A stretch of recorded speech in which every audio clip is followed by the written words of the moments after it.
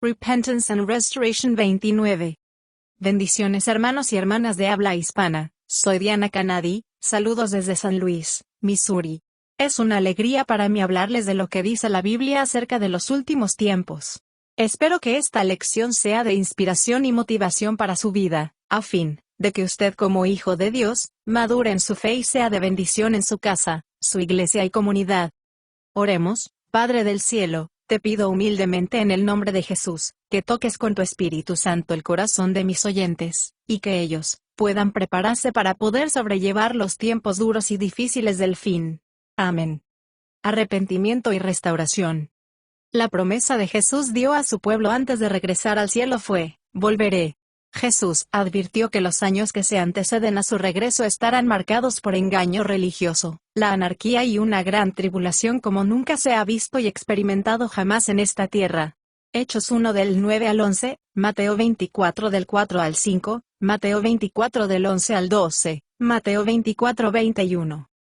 Para el engaño religioso aparecerán falsos cristos y falsos profetas predicando falsos evangelios. La anarquía se manifestará con el rechazo a Dios, el dador supremo de la vida, y se expresará a través de caos y perversidad terrible.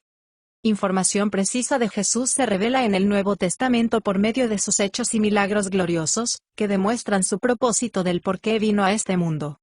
Para poder vivir y afrontar el caos que se está desarrollando, hemos estado analizando quién es Jesús y por qué vino, según la revelación del Nuevo Testamento.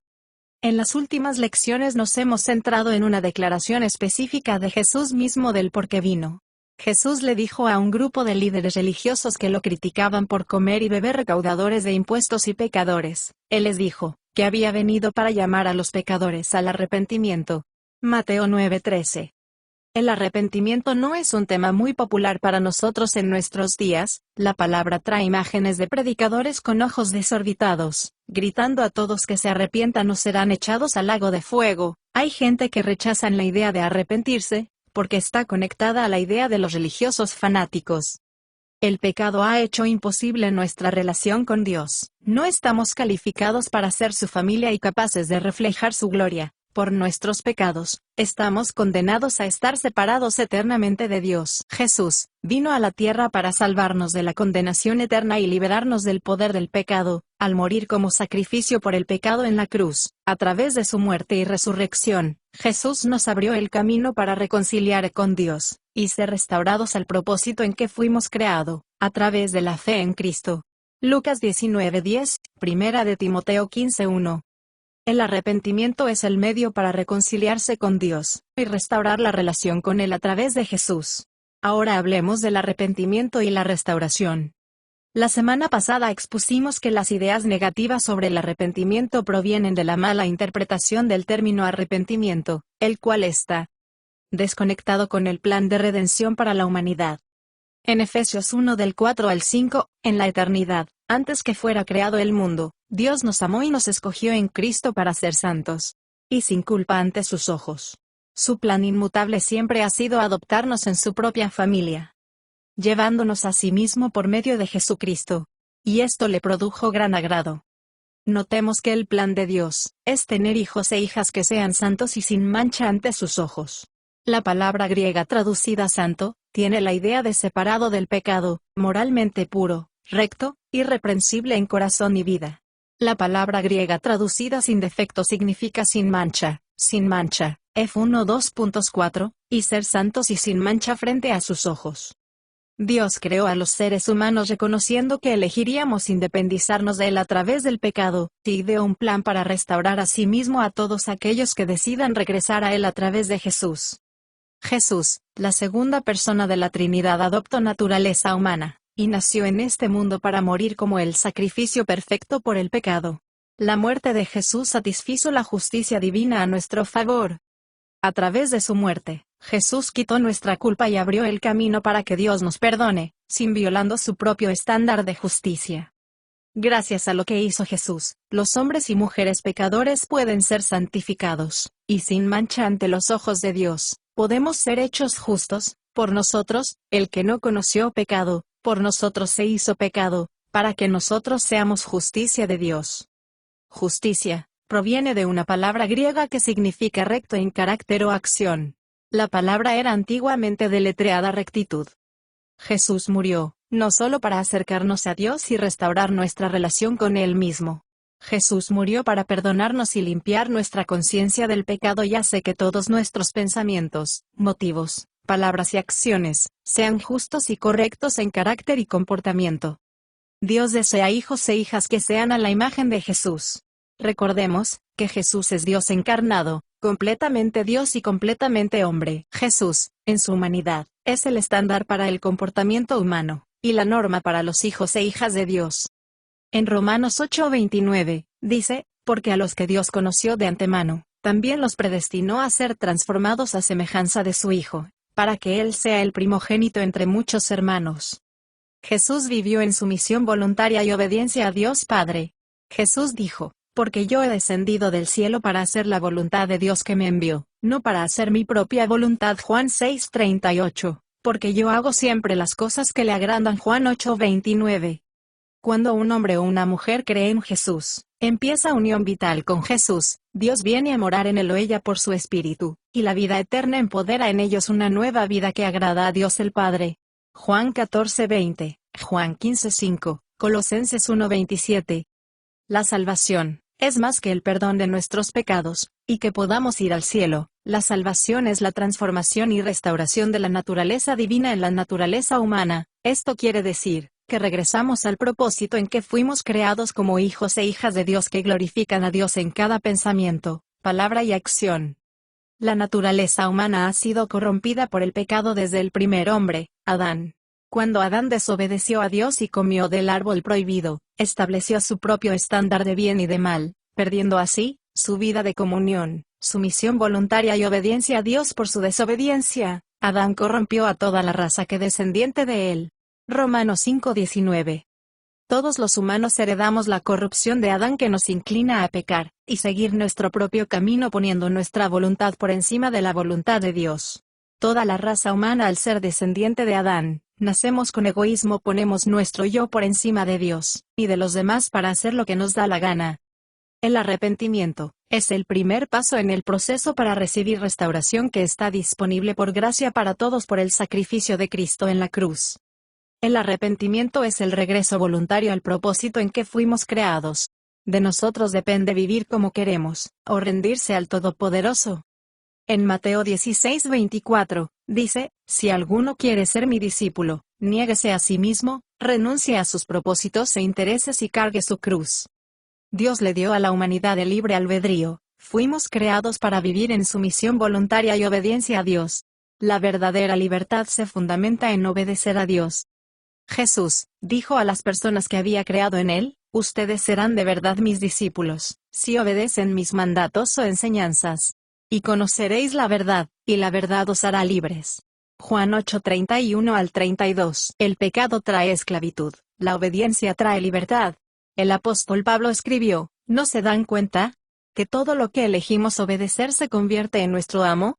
Al pecado que nos lleva a muerte, pero la obediencia nos lleva a la justicia. Romanos 6:16. El arrepentimiento y la restauración trabajan en conjunto, significa actuar en conjunto, trabajar juntos y con un propósito común. El arrepentimiento es un cambio que debemos lograr hacer, porque tenemos libre albedrío. La restauración es el cambio que Dios hace, porque la restauración requiere un poder sobrenatural. Necesitamos más que el perdón del pecado para ser restaurado a nuestro propósito en que fuimos creado, necesitamos la vida del Espíritu de Dios. Jesús murió como sacrificio por nuestros pecados, y para hacer posible nuestra salvación. Cuando obedecemos nos arrepentimos y nos alejamos del pecado, el Dios Todopoderoso nos regenera, y viene a morar en nosotros por su Espíritu, convirtiéndonos en sus hijos e hijas a través del nuevo nacimiento. Luego Él comienza a renovarnos y cambiarnos progresivamente mientras le obedecemos. Juan 1:12, Juan 3:3-5, Fil 2:12 y 13. Quizás usted se pregunte, ¿tengo que arrepentirme de cada pecado que cometí? El punto es practicar progresivamente del pecado por la obediencia a Dios. A medida que crecemos y maduramos, progresivamente reconocemos cosas en nuestra vida, malos comportamientos, actitudes, pensamientos que nos esclavizan, porque ahora sabemos lo que es malo y lo que es bueno. El cambio de rumbo del pecador debe ser reforzada por decisiones diarias de sumisión a las normas de obediencia. El arrepentimiento es el estándar de vida que Dios quiere para cada uno de nosotros. Se podría decir que el llamado al arrepentimiento es el primer paso en el proceso de salvación y restauración. Este mandamiento lo debemos cumplir para ser salvos por gracia por medio de la fe, y no por nuestras obras.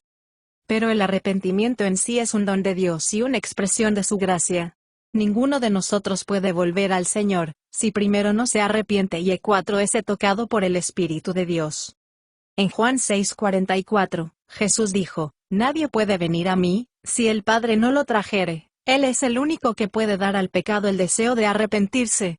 En Romanos 2:4, dice: Ay de nosotros si despreciamos la tolerancia y la paciencia de Dios, y la bondad de Dios nos lleva al arrepentimiento.